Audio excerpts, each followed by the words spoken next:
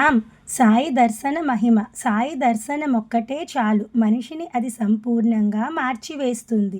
ఇంద్రియ విషయ విరక్తి క్రమంగా పెరుగుతుంది. సాయి ఆచార్యుడు మహాయోగి, పరమహంస, సాధువులందరిలో అత్యంత వరిష్ఠ సాధువు. సాయి సర్వ పాపహర్త, సర్వ దుఃఖ నాశకుడు, సర్వక్లేశ నివారకుడు. ఇలాంటి సాయి దర్శనం, సత్సాంగత్యం నన్ను పరమ పావనం చేశాయి. మన దృష్టి ఒక్కసారి సాయితో నిండిపోతే మనకి లోకమంతా సాయిమయంగానే గోచరిస్తుంది. గురువు అవసరమా? నేను షిరిడీకి వచ్చిన ఆ మొదటి రోజే నాకు బాలాసాహెబ్ బాటేకు మధ్య ఒక వాదం బయలుదేరింది. సాధకునికి గురువు అవసరమా కాదా అని. ఒక వ్యక్తి తన స్వేచ్ఛా స్వాతంత్ర్యాలను ఎందుకు త్యాగం చేయాలి? స్వచ్ఛందంగా మరొకరికి ఎందుకు లొంగిపోవాలి? పరతంత్రుడు ఎందుకు కావాలి? స్వధర్మ నిర్వహణలో శక్తి సామర్థ్యాలు ఉన్నప్పుడు ఇక గురువు అవసరం ఎందుకు? ప్రతి వ్యక్తి చివరికి తన ప్రయత్నం తాను చేసుకోవలసిందే. అలా స్వప్రయత్నం చేయకపోతే గురువు మాత్రం ఏం చేయగలడు? తన చేతులను కాళ్ళను తానే చాపుకోవాలి. అలా కాక తన వ్రేలిని సైతం కదిలించలేని వానికి ఎవరు మాత్రం ఎలాంటి సహాయం చేయగలరు? నేను ఈ చిన్న అంశాన్ని అతని ముందు పెట్టాను. నన్ను వ్యతిరేకించేవారు నా అంశానికి పూర్తిగా విరుద్ధమైన తర్కాన్ని చేపట్టారు. ఇరువైపులా వాద వివాదాలు బలంగానే కొనసాగాయి.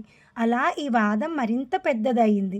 నా ప్రతివాదులు ఒక విద్వాంసుడు ఎంతగా సర్వశాస్త్ర పండితుడైనా సరే గురువు అనుగ్రహం లేకపోతే అతనికి ముక్తి అసంభవం. అతను పుస్తకాలకే బందీ అయిపోతాడు అని వాదించారు.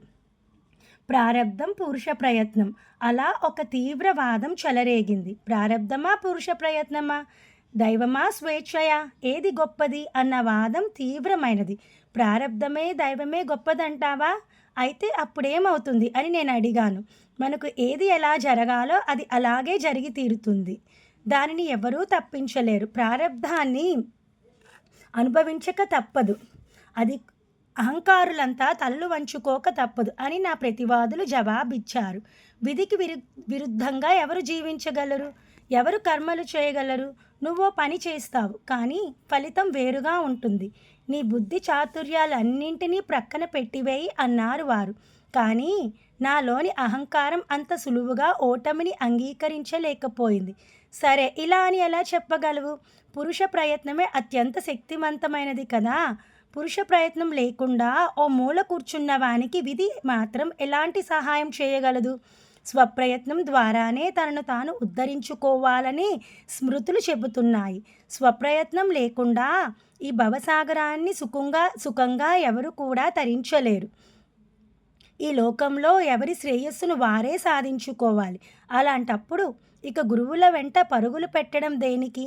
ఒక్క గురువు మాత్రం ఉంటే సరిపోతుందా? స్వప్రయత్నం అసలు అక్కర్లేదా అని నేను వాదించాను. యుక్తాయుక్త వివేకం లేని మూర్ఖునికి గురువు మాత్రం ఎలాంటి సిద్ధిని ఇవ్వగలడు? ఈ వివేకమే కదా ఏదైనా సిద్ధిని లేదా ఆత్మశుద్ధిని సాధించడానికి సాధనం అని నేను వారి వాదాన్ని ఖండించాను. సాయిరామ్.